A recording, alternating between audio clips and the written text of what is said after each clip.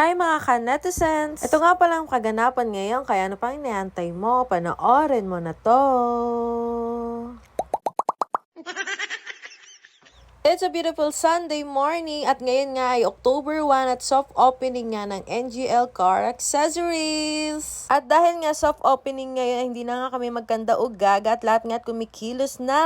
At syempre pag store opening, hindi pwedeng wala tayong pa ribbon cutting. At ngayon nga soft opening natin ay may 3 booking nga tayong inaantay ng mga client. Kaya naman para makatulong dito sa shop, humakot na nga ako ng tao ko dun sa Bukawi branch. At nandito nga si Belle, ang aking secretary, para i-assist yung magiging secretary dito sa SJDM branch. At habang nagtuturo si Belle dyan, ito nga't kami ni Papa ay nag-picture taking na nga. At dali-dali na nga kami nag-ribbon cutting dahil yung customer ay nag-aantay na nga dyan sa gilid dahil papapasukin na nga namin dito sa entrance. Maya-maya lang ito na nga't naipasok na nga yung sasakyan at lahat na nga ay nagtataranta dahil nga sa first client namin na Buena Mano. Nakakatuwa na itong customer na tumawag kinabukasan para nga magpabook. At ito nga sinasabi ko nga kay Papa na maglagay nga din ng mga tarpaulin dyan sa labas para visible talaga sa mga customer. Dumating na nga din itong si Ma'am, may mga dala nga itong lechong manok para nga din sa magiging lunch namin. At habang ang ginagawa yun, ayan nga't si Mama nang gugulo sa loob.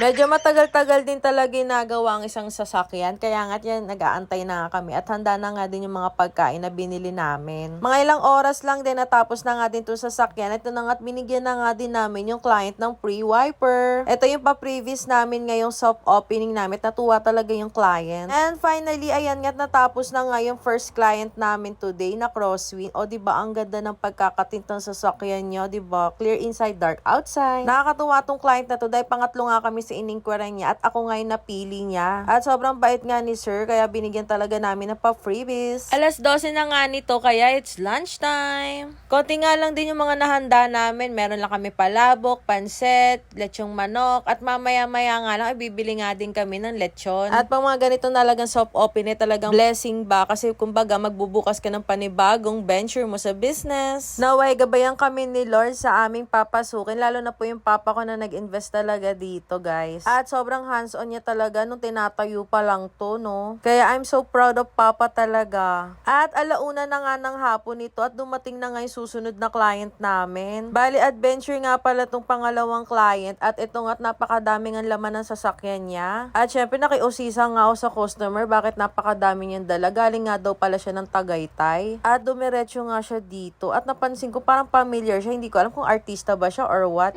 Maya-maya nga lang, dumating na nga din tong pangatlong client namin at ito nga't ino-opera na nga din ng mga secretary ng shade na pwede sa kanya. Dahil ang concern niya ng client ay medyo malabo nga daw yung mata niya. So habang nag-aantay nga matapos yung pangalaw, ito nga't ine-explain na nga din ni Habi yung specifications ng aming product. At syempre naman naka-assist din dyan yung aming secretary. Napakagaling nga kasi tulong-tulong talaga kami dito paano kami makakabenta. Ang sarap lang sa feeling na ganito na at nakapagpatayo na nga din si Papa. And I'm praying na maging successful at magtuloy-tuloy talaga ito. Kasi syempre sino pa ba magtutulungan kundi kami-kami lang din. Malapit na din kasi mag-retire si Papa sa pag-a-abroad niya. Kaya talagang pinush niya na rin magtayo ng negosyo. Kaya habang paalis-alis pa si Papa ng bansa, ako muna daw yung magmamanage nito at maghahawak nga ng mga tao niya at magpapasweldo na rin. Another obligation pero para sa Papa ko ay tutulungan ko talaga siya. Maya-maya nga lang ito nga't napagdesisyonan ng lahabi na sukatan nga para magpalagay na nga kami ng tarpaulin dyan. And after nga matapos ng adventure, ito nga't pinasok na nga din yung pangatlong client namin. Pag sa ganito talaga mga car accessories at car tint business, hindi pwedeng makakabenta ka lang. Kailangan ma-explain mo talaga yung produkto mo. Lalong-lalo at kailangan mo alamin kung ano yung needs ng client. And finally, after ilang oras, natapos na at nakapagbayad na nga yung client. At nagkakainan na nga ulit ang mga person. Yan na pala guys yung shop ngayon. Ayan, nga't nakapagpalagay na nga din ng tarpaulin. Naway, supportahan niyo po kami sa aming new business venture, lalo na po yung papa ko. And if need mo ng car accessories or car tint, just visit our Facebook page. Ayan po. And just send us your inquiry. And thank you so much po sa mga client na nagpagawa nung soap opening. Yun lang guys, hanggang sa muli. Salamat!